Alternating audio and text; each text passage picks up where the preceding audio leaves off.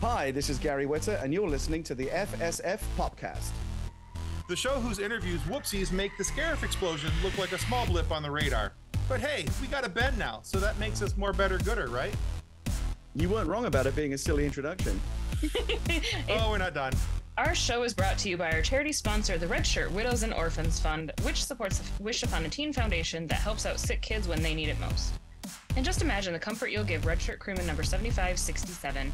He'll understand that when he puts on the red shirt and joins the crew of the Enterprise in their struggle against Director Krennic, that he didn't leave his family destitute and without hope, because the Red Shirt Widows and Orphan Fund has his back, and what's left of his stardust. All right, guys, our guest today is an author, a screenwriter. He's the editor-in-chief for PC Gamer magazine, both UK and US editions. You've seen his work with the Book of Eli and Rogue One as a screenwriter for those movies. And his latest novel, Gundog, just released for our nerdy consumption. So, yeah, we're going to want to check that out. We're going to talk to him a little bit about that as well here coming up shortly. We are very excited and ever so pleased as punch to welcome Gary Whitta to the FSF PopCast. Welcome to the show, Gary. Hello, thanks for having me. And just to clarify, I was the editor-in-chief of PC Gamer, but not for about 20 years now. That was like a whole other lifetime for me. I started in video games. I was the editor-in-chief of PC Gamer like in the late 90s through the early aughts. And then after that, I started my career in screenwriting. So I've had this weird kind of bifurcation between two different careers. Stupid Wikipedia. You use my Wikipedia God, don't look at my source? it's like my Wikipedia is so wildly inaccurate, it's ridiculous. You know, Yeah. it's like I rolled the dice between that and IMDb. Which one's going to be more accurate? But Abraham Honestly- Lincoln told Tim he could trust everything on the internet. Yeah, I That's mean, right. this is what happens when you do your own research. Yep. I actually did look it up on IMDb, and it still says you're editor-in-chief of PC IMDb Gamer. is a mess as well. Don't believe. Look, you've got It's you- all wrong. just when in doubt, come talk to the source. You've got me right here. I mean, I will also tell you wildly inaccurate things about myself, but at least you'll be able to say you got it directly from me. That's true. I can't wait to People see what wildly else inaccurate things what about else we yourself got wrong. is so much It's more gonna be great. fun. Yeah. This whole interview is gonna be like, yeah, about that. So here we go. Here's Yeah, the let me set you actual- straight on that one as well. Yeah. But now. That means I gotta delete one of my questions, actually. I'll figure that out later. All right. So, Gary, the one thing that I am positive about, because I got this from the source, you've been talking about this a lot on social media as of late, because I follow you on Threads and watch what you do. You released information about a book that just came out called Gundog. Now, your friend Felicia Day said on Threads that we need to check it out because it's cool and it has mechs in it. And I have a hard time arguing with Felicia's logic. That sounds amazing. So if you would please tell all the folks who are listening and watching this interview what the idea of the book is and how it came to be.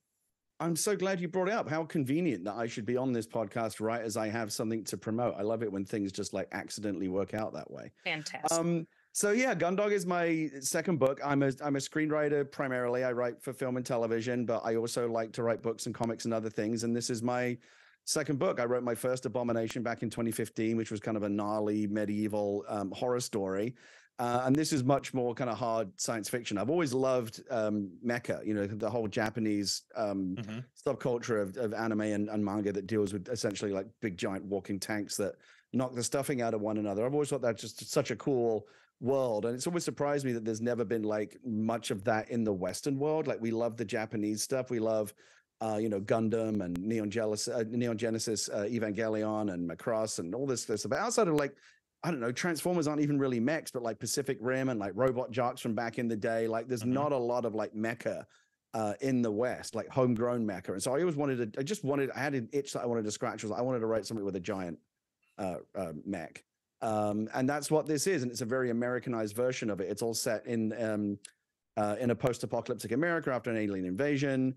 And it's about a young girl who grows up in an alien prison camp and escapes and finds this kind of abandoned prototype for essentially a U.S. Air Force war mech that was developed to try and fight the aliens, and they weren't able to finish it in time. But she fixes it up and powers it up and becomes its pilot.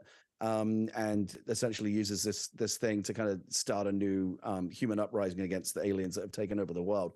So it's it's very popcorny. I don't think it's going to win any awards or anything, but it was designed to just be a bit of fun. It's kind of just a fast page turner, popcorn roller coaster type ride, and so far people seem to be enjoying it on those terms. I mean, you sold me on it. Yeah. Right?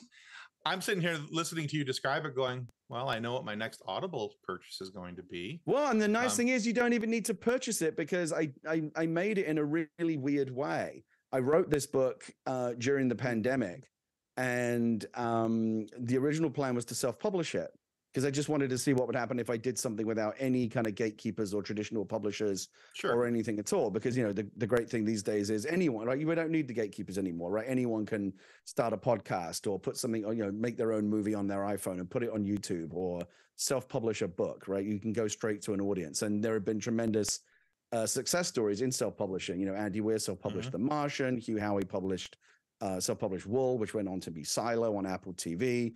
50 Shades of Grey, of course, was originally like Twilight fan fiction that then blew up and became a big thing. Right. So you can just go straight to an audience now. And I thought, I'll do that. But one thing that I learned during that process was my wife, Leah, listens to a lot of audiobooks on Audible, like 3 books a week. Like, she's voracious audiobook consumer.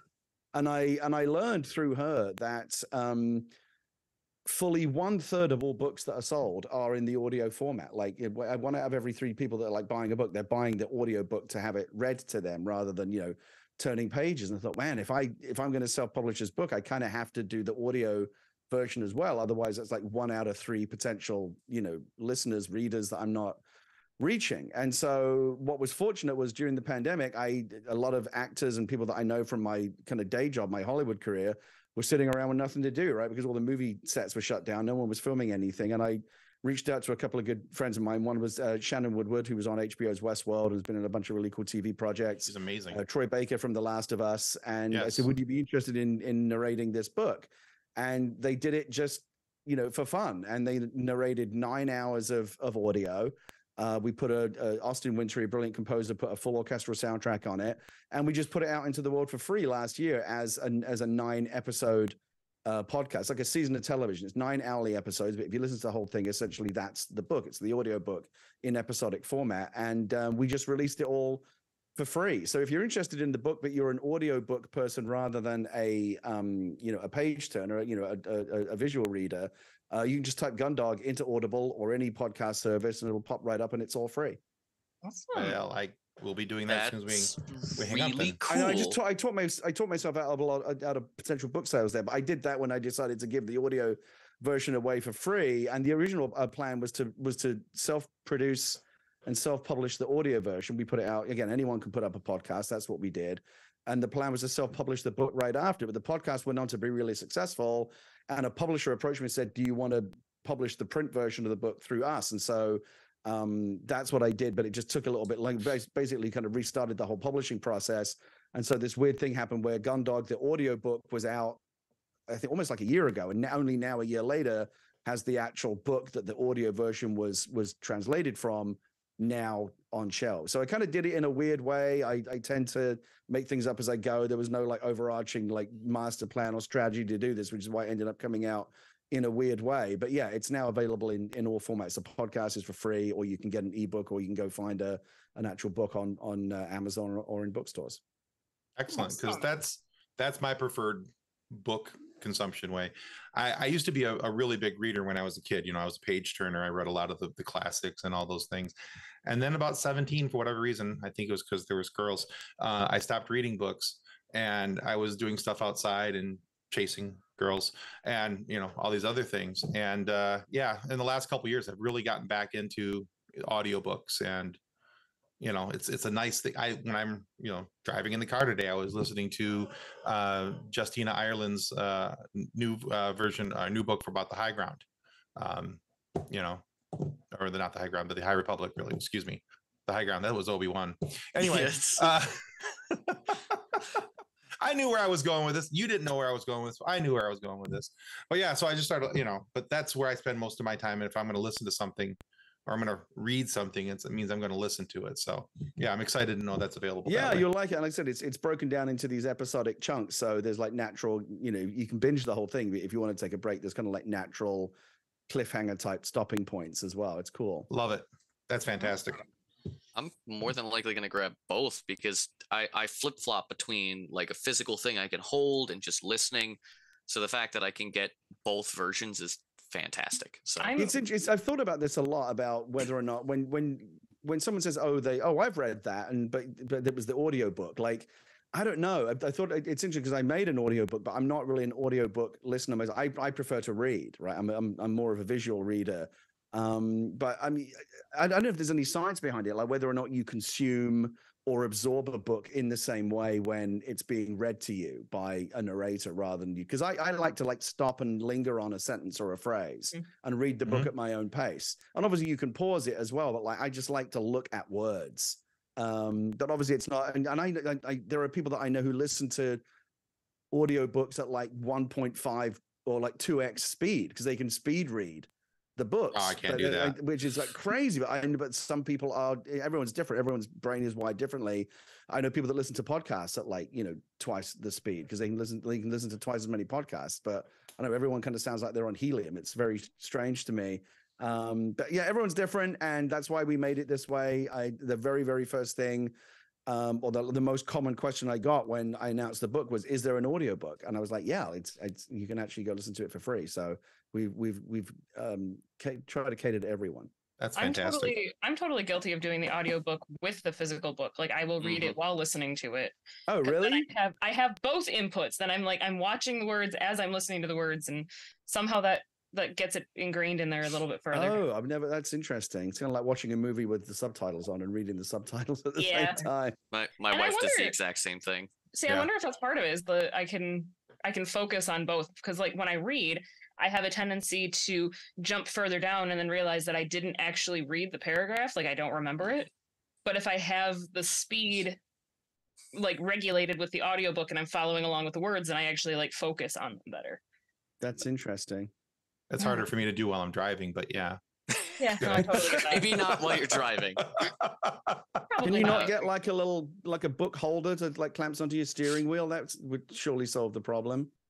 I just use a big rubber band as much as you like. Just rope it down. It'll be fine. Yeah, just tie off the steering wheel. Yeah, tilt your head every time while you're reading. I mean, people think I'm singing. I have a friend who for a long time put her Kindle over her speedometer. Oh, Jesus. Yeah, I don't ride with her. Oh, no. I don't ride with her. It's a dangerous idiot. When it comes to audiobooks, that is you tap into an entirely new section of people, whether it be people that are slightly neurodivergent like me. I have ADHD. I get both because there are some days where I cannot sit still long enough to physically read a book. So I have to put the laundry away and listen to it. I have to do something else and then absorb the book that way. Or there's people like my wife has dyslexia, where some days she reads the same word over and over and over again and it just doesn't click. So it's so interesting because you and I have a lot in common, because I'm also ADHD, severely chronic. I remember when I took the test, the doctor at the end said, I said, "Do I have HD?" And he's like, "Oh, yeah, I think there's 98th percentile or something." It was really bad.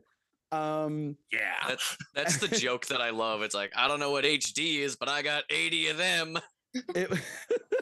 It was a test they gave me. It was I don't know how you were diagnosed or whatever, but it was a laptop, and they set up a little program. It's every time a letter pops up on the screen, press the space bar. Unless it's the letter X, in that case, don't press the space bar. I flunked it so badly because even right as the test is beginning, I'm looking at the little Windows logo on the little sticker, going, "Oh, that's interesting. They put a sticker on it." I'm already off somewhere else, and I'm trying. This is the one time when I'm actually trying to focus because my ADHD is being tested, and also my wife has dyslexia, and one of the things that I learned from that's really interesting. There are special typefaces that you can get. So when I give her, since I ask her to read, when I asked her to read my book, or if I ask her to read scripts, sometimes she'll I'll give her the raw text, she'll import it into her whatever it is that she has on her iPad or whatever, and just copy it all into these very special fonts and typefaces that are made to be more easily read and understood by dyslexic readers, which I thought was really interesting. That is Very really cool. Yeah, it's the same thing. My wife Mimi has a Nook instead of a Kindle. Mhm. Same thing. You could just upload it in the dyslexia font, and that's the only thing she can read with for the most part, or at least her preferred form. Because there are days where she goes through the same sentence back and forth, and it just doesn't click in there. Interesting. But at the same time, she she eats through 80 books a year.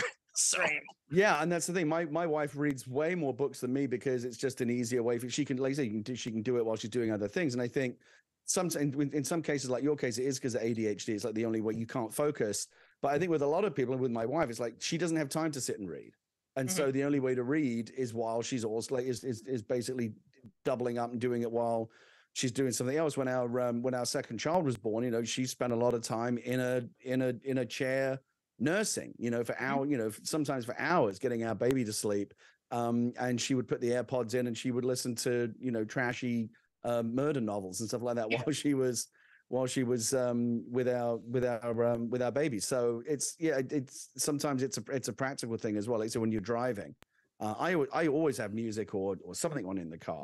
For some reason I can't listen. I have a hard time listening to podcasts and like spoken word stuff, but I love to listen to music in the car all day long. And if I don't have that, it feels very lonely.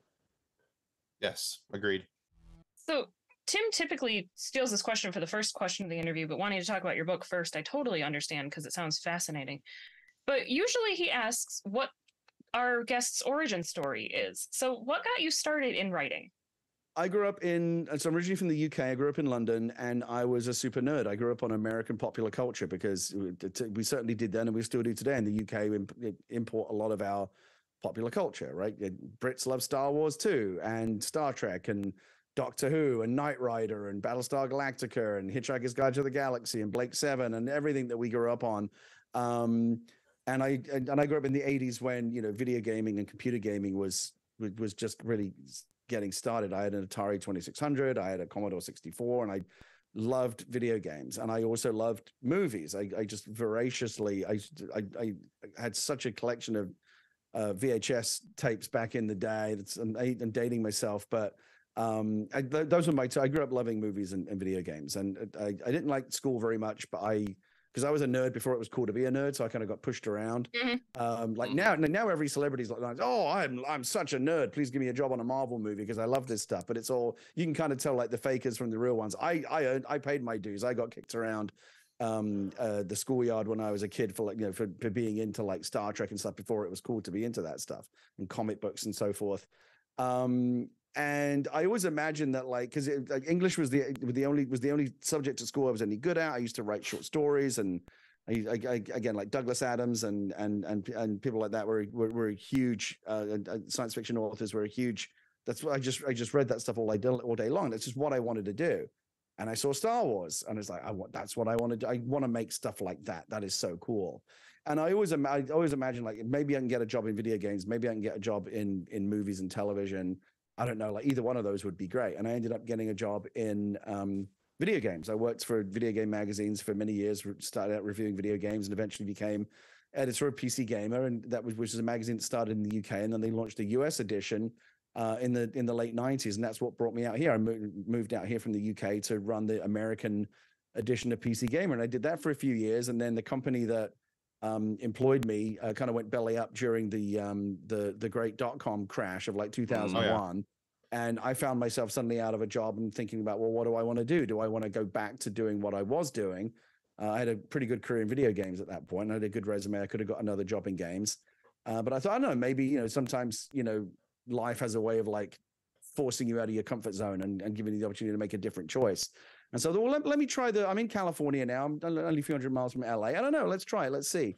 And I had enough money saved up to live very, very frugally without a job for about a year. And I lived off, canned soup and ramen noodles. And I tried to teach myself to write screenplays. And I wrote a bunch of them, each one slightly less terrible than the last, until I had one that I wasn't ashamed to show to somebody, and started showing it around to people and managed to get the attention of, a manager. And that was the beginning of my screenwriting career, what would have been like, circa 2002, something like that. So I've been doing this now for more than 20 years. Fantastic. Awesome. I listening to your list of things that you enjoyed with the Brits like Star Wars and Star Trek and Doctor Who, and I'm like, Americans like Doctor Who.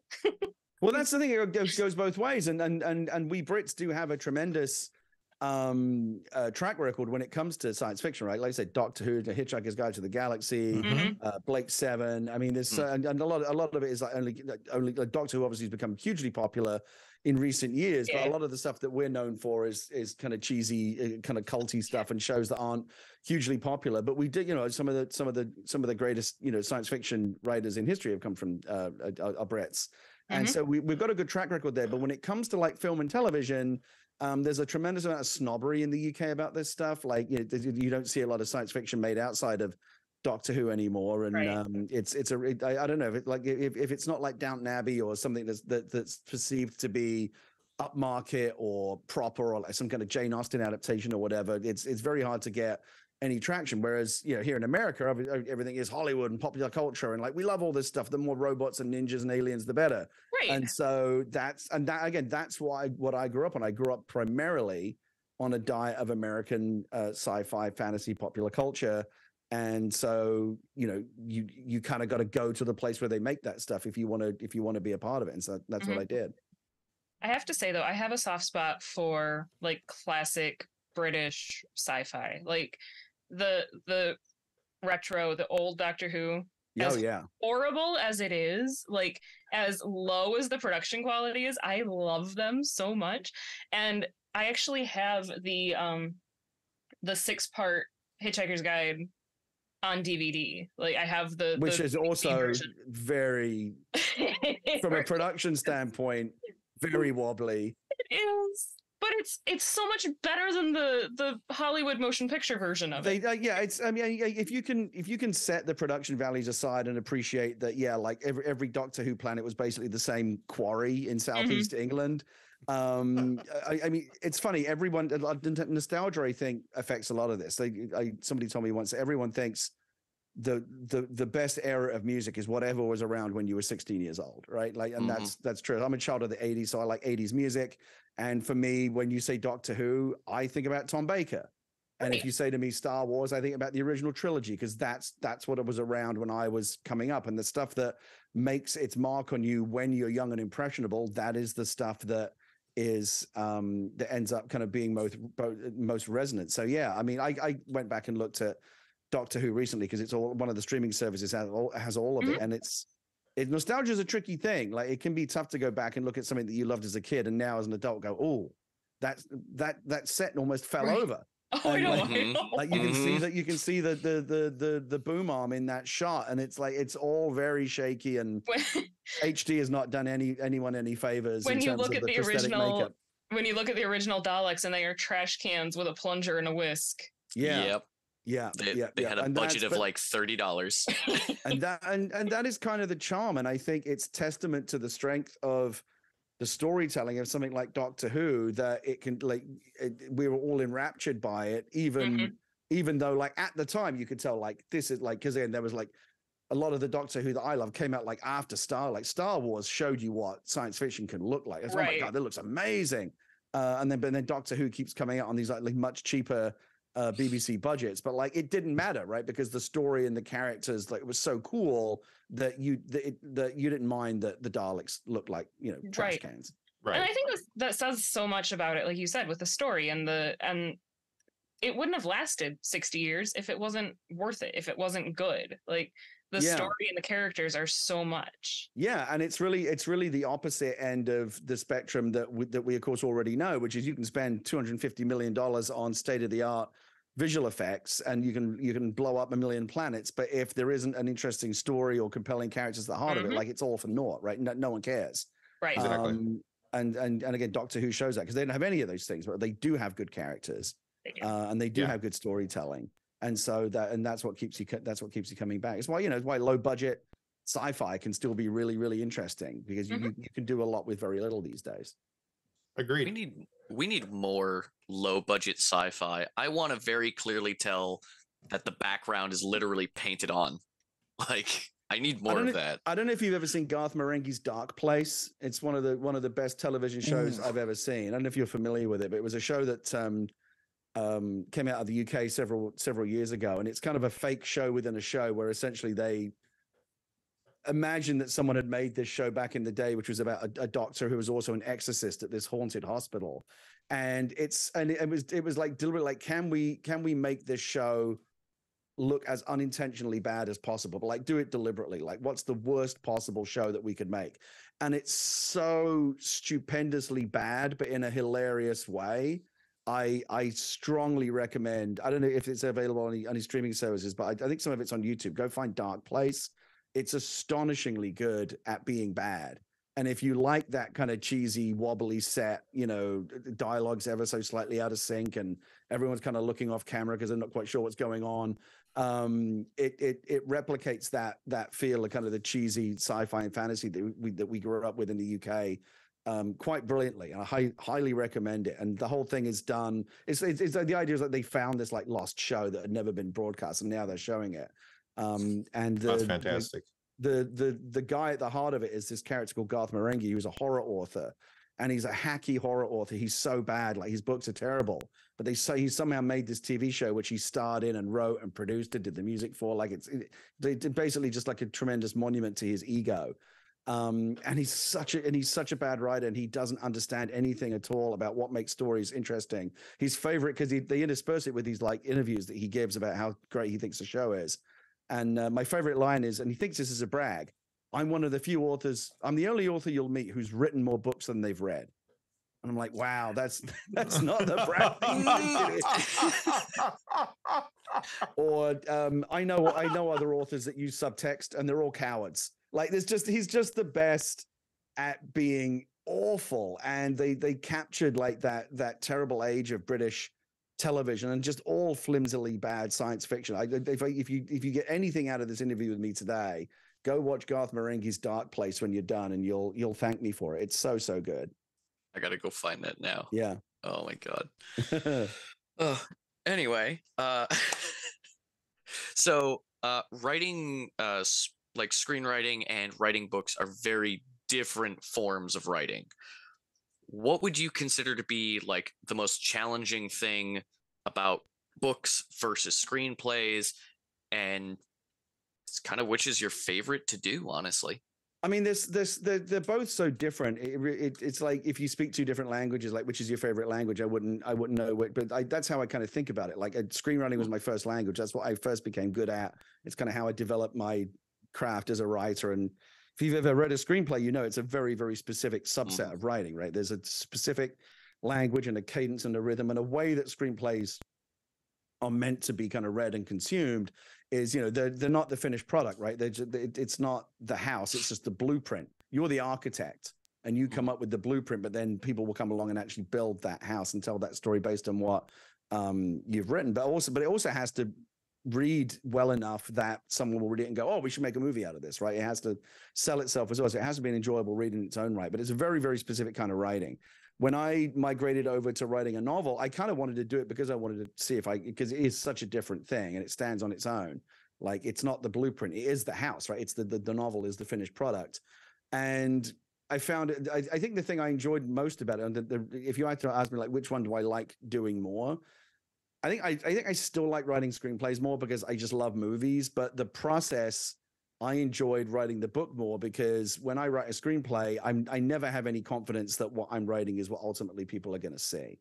I've worked on 3 movies that have been produced in my career. One was almost exactly what I wrote, which is a small miracle. One was like kind of 50-50. And another one was almost nothing like I wrote. So you never know what's going to come out at the end of the Hollywood process. Like it's the chances of, if you want to be a storyteller, the chances of you being able to tell original story and have it come out of that filmmaking process in any way identifiable or recognizable as what you originally intended as a writer, very, very low odds. And because you get this, we've all heard about studio notes. You get the studio notes. Why can't the dog be a cat? And what if they were what if they died at the end? And it's like, and they're not necessarily like the best notes, but you have to find a way to kind of navigate that process because as a writer in Hollywood, you are not you have very little authority to kind of dictate what the story is going to be. There are always people above you, directors, producers, studio executives, actors, like everyone typically has like more of a say than the writer does, which sounds weird, but it's just the way it is.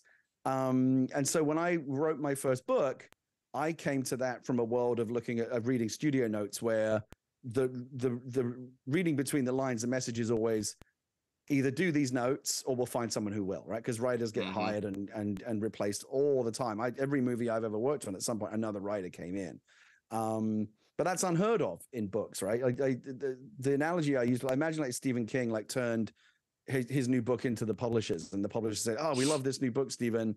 We don't love the ending, so we're going to have another writer come in and rewrite that part." Like, it sounds ridiculous, right? But that's what happens in Hollywood all the time. Writers are used to being replaceable and expendable, and it's one of the reasons why we're on strike right now, is because writers are just not respected by the people who rely on us, as the kind of the storytelling foundation of everything that they build. And we just want a bit more respect and money, basically. But when I wrote my first book, they assigned me an editor, and the editor came back with her notes. I think the character should say this instead of that, or that's a simplification, but a bunch of creative notes. And then most of them I agreed with. They were really, really smart notes. There were a couple I didn't agree with, and I said to her, like, I understand where you're coming from this note, but like, I don't want to do it. Like, I just want to have it the way that I wrote it. What do we do now? And she said, well, then just leave it. Then just leave it and don't do the note. Like, you don't have to. Like, these are just suggestions. You're the author. And that was like that was so weird for me to hear that, because again, in Hollywood, if you don't want to do a note, you either like bite the bullet and do it, or you find some way to kind of persuade them or convince them that your way of doing it is right. But that's really the only power you have as a writer in Hollywood, is the power to persuade the people who do have the decision-making ability that you're right. And if you can't do that, then you're stuck with writing a version of it that you don't like, or being replaced. So just the simple act of realizing that when I write a book, no one else can come in and rewrite me or fire me or force me to change something that I liked, was like a revelatory moment. And it's why now, I've written a second book, and why I think that I can see myself doing more in the future. I think screenwriting will always be my bread and butter. I think it's what I'm best at.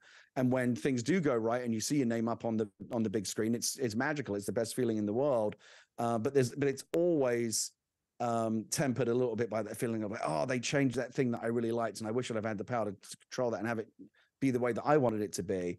That's kind of the Faustian bargain that you enter into when you work in Hollywood. Yeah, we'll make your movie into like a big production, but like there's going to be a lot of creative compromises and sacrifices along the way. When I write a book, I'm answerable to nobody but my audience, and so I can do it the way that I want to do it.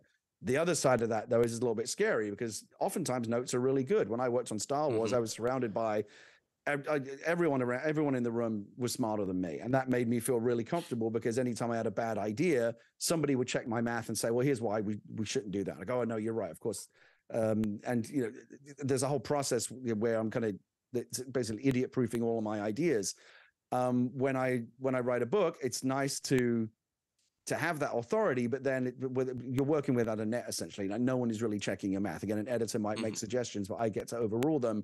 And so the book coming out this week has actually been really both exciting and scary for me, because I'm really excited and people do seem to be liking it. But at the same time, it's like, oh man, like I'm doing this without a net. Like, at no point in the process was there a smarter person telling me that or saying, no, you have to change this. And so it's, you assume all of that risk yourself.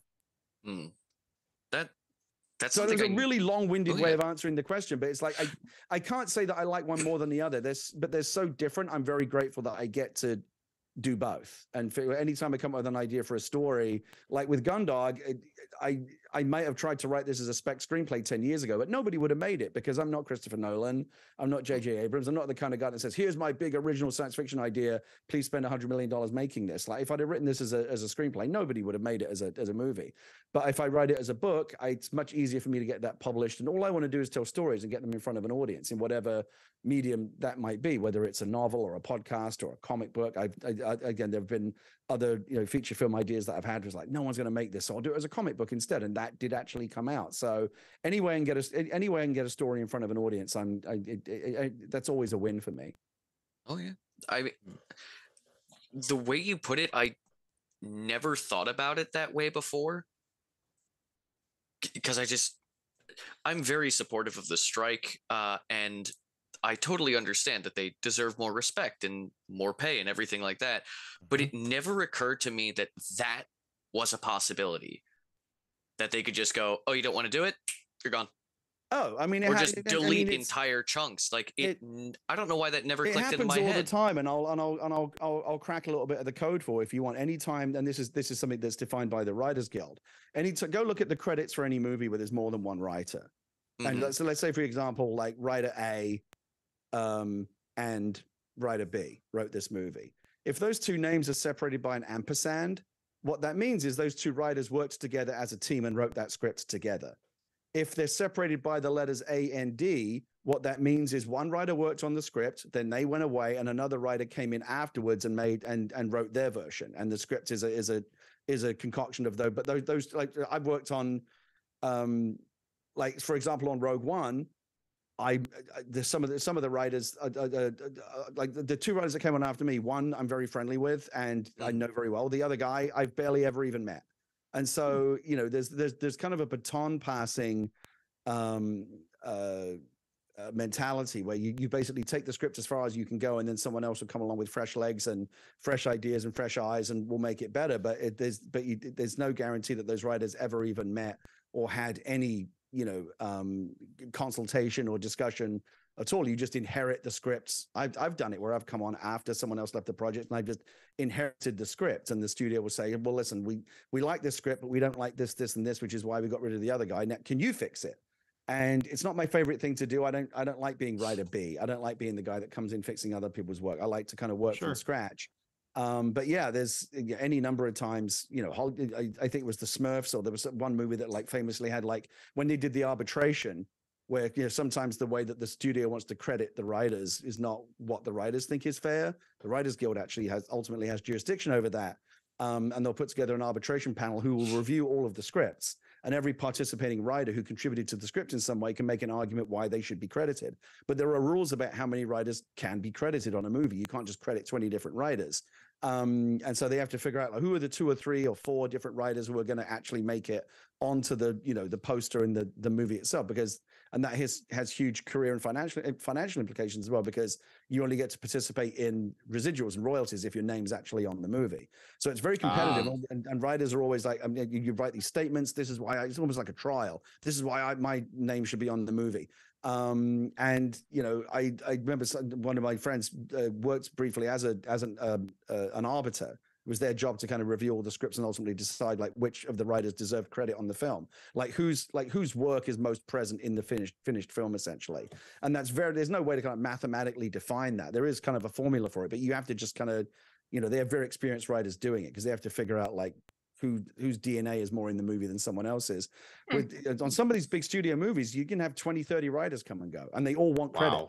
But you can only credit 3 or 4, and you have to read 50, 60 different drafts of a script and figure out, well, who really has ownership of this, and comparing that to the finished script, who really has ownership of the finished movie. I've been through arbitration on every movie that I've written, and it's always like, no writer loves it. It's horrible. Again, nice thing about a book, one writer.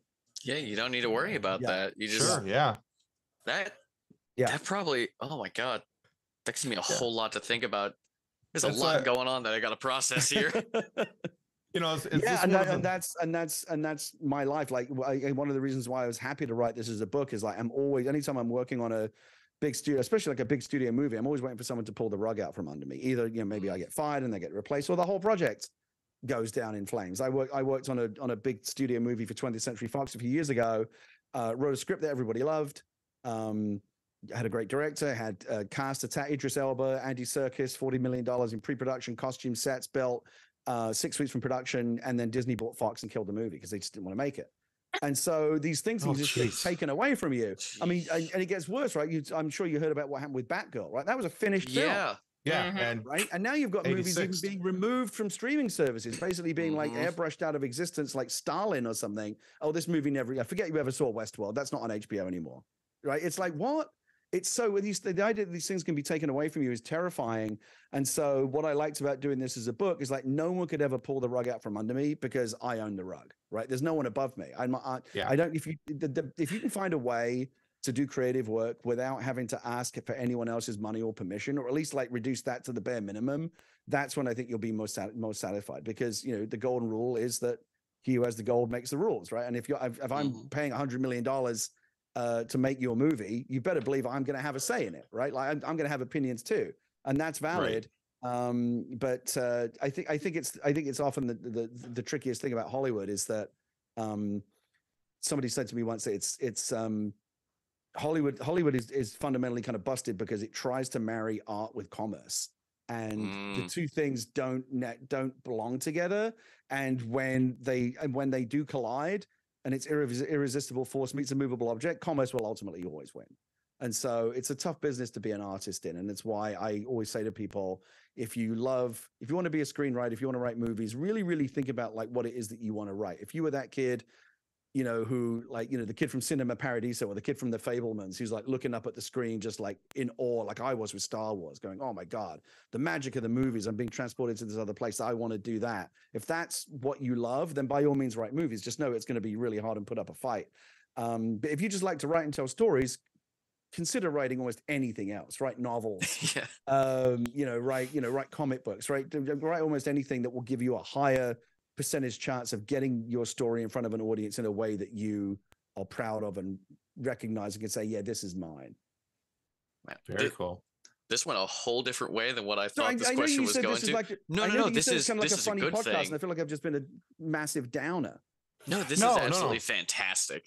This is good stuff. You know, one of the things that we love about this show is that we bring people on, Gary, and we have a preconceived idea of how things work in our little worlds. And sometimes we get to have that curtain peeled back, and we get to see what else is really going on in the world. And so it's kind of nice, especially amidst the middle of the strike and what's going on, to kind of understand a better position as to where you writers are at and what you're dealing with and what's going on.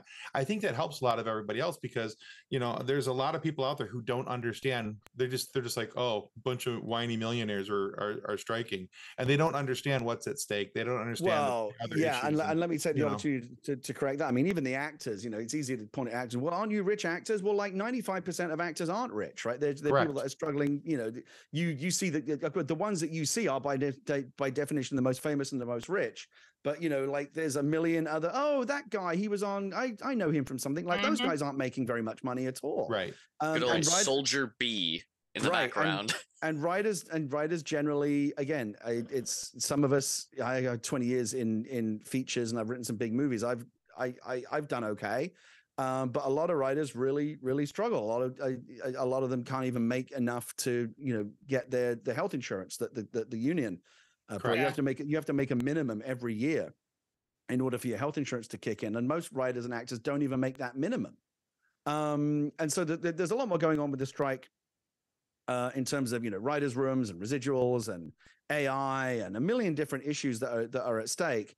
But they all stem from fundamentally the same problem, which is the billionaires that run Hollywood I think don't have any respect for, and I think kind of resent the kind of the sweaty nerds that they rely on to tell the stories that make them all the money. Right. You know, nerds run the world. Yeah. The geeks inherited the earth a long time ago. But I don't think the billionaire yacht havers like that very much. They haven't caught on yet. So no, because I think they hate the fact that like we don't need them as much as they need us. Like, again, you can go to YouTube, you can go anywhere, you can get your iPhone out and make a movie, and there's a million different ways to tell stories. But the big studio guys and the tech bros that now run half of Hollywood can't do it themselves. This is why they love the AI. Oh, well, we'll just make a computer will do it, right? No, it won't. I mean, I don't know if you've seen any of the stuff that AI has made. Like, it makes me laugh every time I'm on Twitter and some tech bro will go, "Can you believe that an AI made all of this?" And I'm like, "Yeah, because it looks like shit. I can easily believe that." Yeah. Oh, a painting with 12 fingers. Oh yeah, I love the hands. Did you see the other day? I can't believe this is true. It's like we're living in a parody universe now. Like, you know, you can't tell the difference between an Onion headline anymore. Criminals are now buying and using fake prosthetic fingers so that if they're caught on tape committing a crime, they can say, well, that's AI. Look, my fingers are all messed up. Oh no. That's brilliant that's in a way that it horrible. shouldn't be. Yeah. That's so bad. But it is scary. I don't know. Again, it's a whole different conversation, but I think we are in a very post-truth world. There's a very funny Twitch channel right now, which is like a fake Trump and Biden debate, and it's all done using AI voice generation. Oh yeah, I've seen this. But like this is one of the things that AI is actually good at. It sounds flawless. Mhm. And Right. we're going to enter an age where, like, I don't know, audio and eventually video evidence in like criminal trials is going to be basically worthless because there's no way to just distinguish it from something that's been Correct. made in AI. The Yeah. Running Man was very prescient. Remember The Running Man, where they just Mhm. faked the footage? Like that ended up being exactly where we are now. If you don't like reality, just change it. Correct. Just to quickly touch on that, like the Twitch channel you mentioned, or how they're like replicating voices. That also goes into the strike because one of the TikToks people I follow, they had their voice in a hot sauce commercial. Mm-hmm. They never did that commercial. That was all done with AI. Mhm. Mhm. And now they're trying to sue that company. And it's a whole thing. And so and writers are saying one of the things we want is like we don't just want AI not generating content, but like we don't want you using the stuff that we write to train AI to teach it how Right. to write. Yeah. And Correct. actors don't like having their voices used for things that they never consented to. So this is like a whole new thing that has to be contractually dealt with. One of the things that came out during the strike was actors telling stories about just like day players, right? People that show up for like bit parts in Marvel movies have to basically go in a truck where they get like their full face and body scanned and put into a 3D computer model, which Marvel then, because you signed a piece of paper, they then have like, you'll show up in a movie 20 years from now that you weren't even in, but you're like, oh, wait, I'm in this movie? Yeah, because you signed that all away when you wanted to do a Right. Marvel movie, right? So you signed the piece of paper. Well, guess what? We own your rights now in perpetuity. Yeah, The and one because and it's not done when actually you're- you, we Mhm. don't owe you Yeah. any Yeah. money. Yeah, you were one and done, but you thought you found out you were in 10 other movies. So Yeah. but There was just quickly on that, sorry. There was a person that was in WandaVision that showed up like 12 times in that final scene where everyone's running away from the town. She was there for like 30 minutes that day, got scanned in, Yeah. and they Mhm. just copy pasted her the entire time. I don't think we used AI at the time, but this is something that we were kind of like at the beginning of when we put Tarkin in Rogue One, right? Because that was computer Mhm. generated. Mhm. And, correct. I made the argument that Tarkin should be in the movie because, it's right next to Star Wars and he's there on the Death Star. Like, I don't know how you Right. tell a story about the construction and destruction of the Death Star that takes place like 48 hours before A New Hope and Tarkin's not there. Like, it seems weird. But like, how do you do it? Do we like cast someone who looks like him, or like is it makeup? Like, what are we doing? So no, we're going to do it with CG. And they did this amazing stuff. And I think it looks incredible, but like some people are uncomfortable when and Princess Leia shows up at the end, which it looks amazing. But some people, it makes people uncomfortable, right? Because there's a part of your brain that knows that's not really them, right? Mhm. And it doesn't want to accept it. You get into the uncanny valley. And as the technology only gets better and better, I think the uncanny valley is just going to get weirder and weirder. And we get to a point where you just can't tell the difference anymore. And that uncertainty is going to be, we're already there. There's a bunch of stuff where I got fooled, like going around on social media. Oh my God, he really said that? No, actually he didn't. But like we Right. made it sound like he did. Like who's to Yeah. know what's real anymore? It's getting to be a scary time. But you did just mention one of the things I wanted to talk to you about. So I want to run this by you real quick. So you are part of the screenwriting crew that was for one of my absolute favorite movies of all time.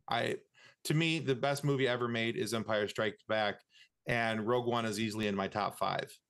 And I love it from a storytelling standpoint. I love it from a cinematic standpoint.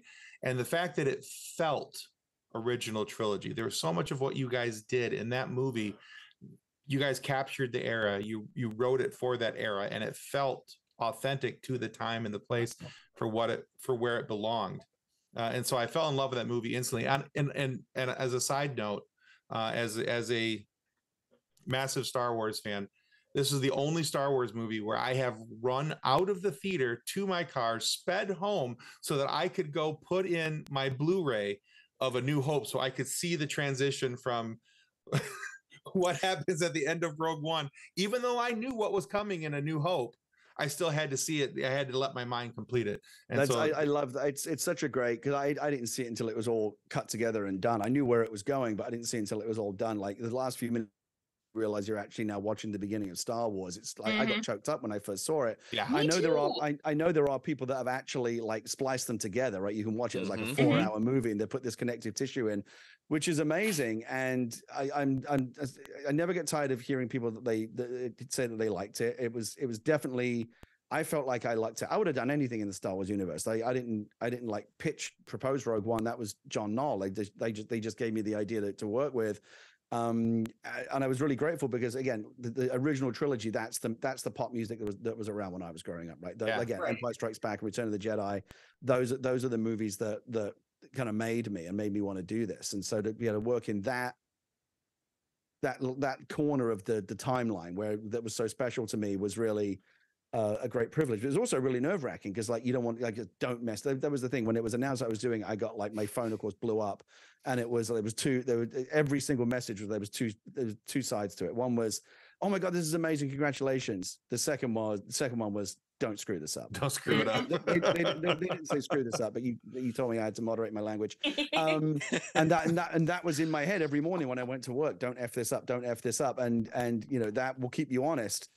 Because you know, if you make a bad Star Wars movie, like it's going to follow. I'm at Comic-Con 20 years from now. Oh, you're the guy that wrote that Star Wars movie I hated. You ruined my childhood, etc., etc. You don't want to be that guy. And so, fortunately, it came out. You know, and I always make sure not to take too much credit. I was one of only 4 writers on the movie, and Gareth and ILM and all the brilliant actors. Like they all made the movie what it was. I just have a little piece of it. I'll happily take some credit for it, but only a little piece. But just to even be a small part of something that is so well liked, and I don't know, different people have different views of this. I keep my views of the other movies to myself because we're all one big family. I know many of the other filmmakers. Sure, understood. But like, I think most people would probably say that the Disney era Star Wars movies have been a bit of a mixed bag. And I just consider myself fortunate to be being associated with the one that seems to be kind of broadly the most well liked. I think IGN did a poll recently, which is your favorite of the Disney era Star Wars movies, and Rogue One won it with like 40% of the vote. Like it wasn't even close; it was a landslide. Yeah, I'll say it should be a landslide. And so that is a relief, first of all, again, because we didn't screw up. We did good, I think, and people liked it. And you know, it's been I could work in Hollywood for another 40 years, and it's very unlikely that anything's going to be in front of Rogue One on my resume, right? Because what's bigger than that? And it was terrifying to think about. Like when I wrote the Book of Eli, I had no expectation like how big the movie was going to be. No, it had Denzel Washington and stuff, so people are going to see it, but like not everyone's necessarily going to see it. When you work on a new Star, I mean, at one point I remember thinking like Steven Spielberg's going to see this movie. Like he just is, right? It's a Star Wars film. Correct. George Lucas is going to see this movie, and like that's terrifying, and it's really hard to get out of your own head and silence that inner critic when you're working on something where like the stakes are that high. So, you know, I went into that movie with incredibly low expectations because I was so nervous of setting myself up into a point where it was going to be a letdown, you know, because the trailers for it had looked so good, and I liked the idea of getting to this point where we saw what was going to happen right before A New Hope. And I just thought that time frame should be so cool. But I was like, in my brain, I'm like, you know, don't get worked up about it. It might suck. And by the end of it, I was literally like pushing my family out of the theater so that we could get home because I wanted to see A New Hope so badly. And I think we benefited a little bit from that, like with JJ's movie, because it was the first one. Right? It was episode 7, right? And it's the picking up the main storyline 30 years later or whatever. There was a lot on the line, and you know, Han Solo and the Falcon and all the things that people wanted to see. Like I think the expectation and the trailer for that was really cool as well. So the expectations were super, super high. Right. We had the benefit because we were this odd little thing and nobody quite knew what it was, and there was a lot of discussions about making sure that people understood that this wasn't one of the saga films, that this was a stand, because we were the first standalone, and we had to, you know, there was a marketing question like, how do we make this? There were a lot of questions like, is there going to be an opening crawl? Are we going to have like the classic Star Wars fanfare? Is it going to have like all the furniture of the Star Wars films, or do we want to try and do something different. And what we realized, like, what Lucasfilm really encouraged us to do was like do something different. Like we want these to be distinguished from the saga film. So there is no opening crawl, right? The movie, like from the very beginning, the fact that the movie opens in a different way is kind of like telling you, it just kind of goes bam, right, a long time ago, Right. And you know right away, oh, this isn't like the Star Wars movies that you grew up with. And I think it still has that DNA. It still feels like a Star Wars film, but we were able to do things that just weren't in the language of Star Wars films before. Like, so we didn't have any of the iris wipes or any of the kind of, the edits that make Star Wars films that George originally, kind of took from Flash Gordon. We do a time jump, right? There's a big time jump, right? Jyn Erso is a child, and then like, it's like, whatever it is, 20 years later. Star Wars movies had never done that. And I remember sitting there, I was so ingrained in like the language of it and the Star Wars movies I grew up with, like, I want to do it this way, because originally I pitched this idea of like showing Jyn as a child and Saw Gerrera and Krennic coming to get her dad and all that stuff. It's like, but in order to do that, we're going to have to do a time jump. Like, can we do that? Like, it's Star Wars. Star Wars has never done that. And what I kept hearing back, and eventually I got on board with, people saying the fact that Star Wars has never done it is why we should be doing it, right? We should be like branching out and like not feeling that we're constrained. I think with JJ, I think in anything, like JJ was probably a little bit more constrained in that you do have to do the wipes. You can't get wacky with it. Like, people still want Star Wars comfort food, right? They want their spaghetti and meatballs. They want the Star Wars that they know and love. Right. Whereas with Rogue One, we could be a little bit more, hey, try this weird sushi, try something you've never liked before. You tried before, you might like it. And it worked, but it was a very high risk, high reward proposition to depart from the visual language of Star Wars storytelling to the extent that we did. So I've been a big gamer for most of my life. Obviously, incredible stories are probably the most important thing to a game, but it's the score that sets the tone. Games like The Last of Us, Destiny, God of War, some of the best soundtracks I've ever heard in a game. What, in your opinion, is necessary for the score of a video game, and what is your favorite video game like soundtrack? I'm so glad you asked, because this genuinely allows me to back into yet another shameless plug. But one of my favorite video games of all time also has one of my favorite soundtracks, and it's Journey on the PlayStation. If you ever played Journey, yes, it's such a beautiful game. I love Journey. And it has this incredible soundtrack written by a guy called Austin Wintory, who's a good friend of mine. He actually wrote the music for the Gundog audiobook. And I went to him because he wrote one of my all-time favorite soundtracks, and God knows how I got him to do it, but he put together a full orchestra and did this amazing soundtrack. But yeah, I think, games, it's interesting. Back in the day, games weren't dependent on story, right? Sorry, Mario. Oh, thank you, Mario, but the princess is in another castle. Like, that's as good as storytelling got. Now, again, with things like The Last of Us, yeah, we do expect games to deliver story, right? And good characters, and games will get dinged if they don't have good stories, and rightly so, because the expectation has been set by these amazing games like The Last of Us and Uncharted, and just really cool games. I think so I think the rules are very similar to what makes a good movie soundtrack. It's what's going to evoke the mood, what sets the tone, what takes you to that place, right? What is it that puts you in that mindset?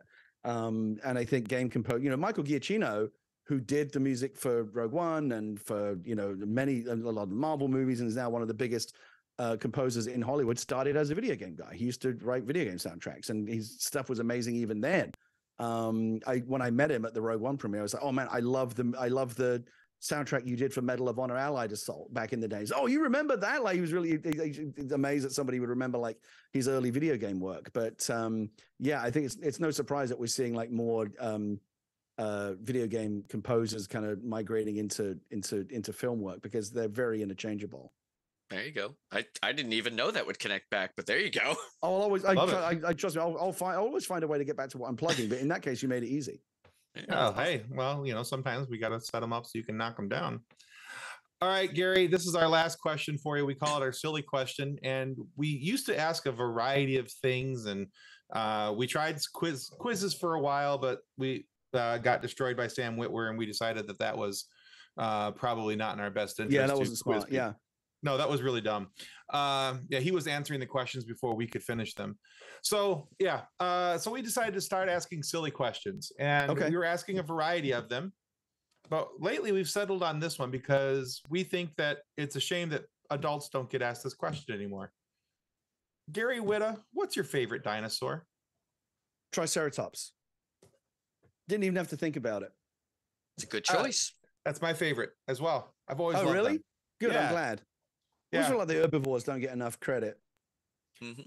I always thought they were cool because they were I liked them as a kid because I liked rhinos. Right. And, you And know, they're the most like a rhino. right, and there was a triple rhino. Rhino instead of dino. me. Yeah, it was Yeah. so. I like Stegosaurus as well, but Triceratops. Like when they had the Triceratops in Jurassic Park, I was really glad they put that in there. Yeah, very cool. Mhm. Gary, thank you so much for being on the show with us today. Where can our viewers and our listeners find out more about your work and what you've got coming? You can find me on social media. I'm very active. I'm one of those extremely online people. You can find me on Twitter. I'm just Gary Whitta, GaryWhitta. Also, I'm Gary Whitta on Instagram. I'm Gary Whitta on YouTube and Blue Sky, and I'm just G Whitta, GWHITTA on Instagram and Threads, and I'm Gary Whitta on TikTok. I'm trying to get something going on TikTok. It's slow because I'm like 40 years too old to be on TikTok. But I'm doing my best. You can find me on TikTok as well at Gary Whitta. Well, thanks. We'll make sure to get those put in our show description with all the links and everything, so our viewers and listeners can check you out. Yeah, and the book's available on Amazon, Barnes and Noble, wherever you might go find books. We have an ebook as well if you prefer to read on Kindle or whatever. iBooks. It's just type Gundog into any Amazon thing, and if you like the audiobook, go find it on Audible or on podcast services. That version's free. Excellent.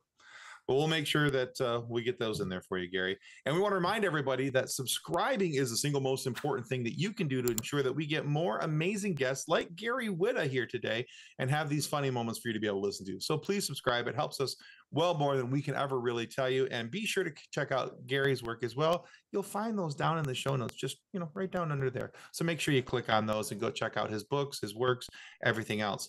And if for whatever reason, if you are not happy with the content of our show today, please feel free to lodge a complaint with the head of our complaint department. That, of course, is Director Krennic. Unless, of course, Grand Moff Tarkin steps in to take credit for what Krennic has accomplished. Not that there's a history of that happening or anything. But whether it's Krennic or Tarkin taking over, send 3 copies of your complaint to the ISB. They will either send out 1 squad of Death Troopers or 1 highly irritated Inquisitor. Either way, the future is not bright for whoever has brought about your level of ire. Just keep in mind that the Empire is completely willing to enforce the saying, snitches get stitches. So there's that. So maybe think about it before you hit that enter button. All right, Gary, thank you so much. Thanks for playing along and being our guest today on the FSF PopCast. Thanks so much for having me. Copyright 2023 FSF PopCast. Reference to any specific product or entity mentioned on this podcast does not constitute an endorsement or recommendation by FSF PopCast. The views expressed by the guests are their own, and their appearance on the program does not imply an endorsement of them or any entity they represent. If you have any questions about this disclaimer, please contact us via email at info@fsfpopcast.com. Original music by Jordan Michaels.